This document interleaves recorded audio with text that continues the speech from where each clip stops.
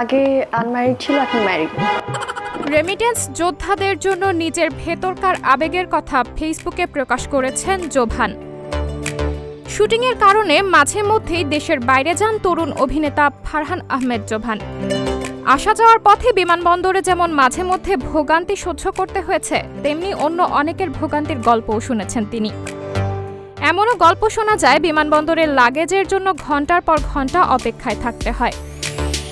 জোভান আজ রোববার দুপুরে তার ফেসবুক পোস্টে লিখেছেন, প্রবাসী রেমিটেন্স যোদ্ধারা যখন বিমানবন্দরে আসবেন তাদের স্যার বলে সম্বোধন করতে হবে।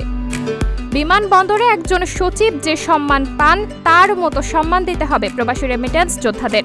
প্রবাসীদের প্রতি বিমানবন্দর কর্মকর্তাদের আচরণ কেমন হওয়া উচিত তা নিয়ে এরই মধ্যে অন্তর্বর্তীকালীন সরকারের প্রধান উপদেষ্টা ডক্টর মোহাম্মদ ইউনূস তার দেওয়া বক্তব্যে বিমানবন্দরে প্রবাসীদের সেবার বিষয়ে নির্দেশনামূলক কথা বলেছে।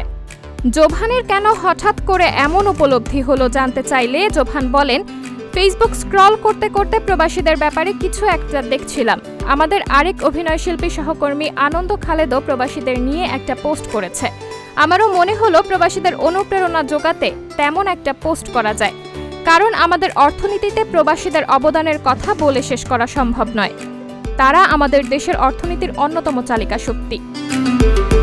জোভানের ফেসবুক পোস্টে বেশিরভাগই ইতিবাচক মন্তব্য এসেছে।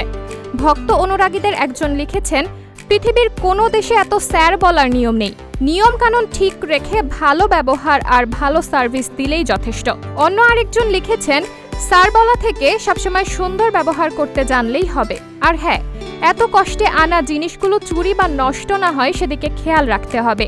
না পারলে এটার দায়ভার তাদের নিতে হবে, কারণ ওই জিনিসগুলো অনেক কষ্টের, শখের। সাবরিনা জলিল, সবার কথা।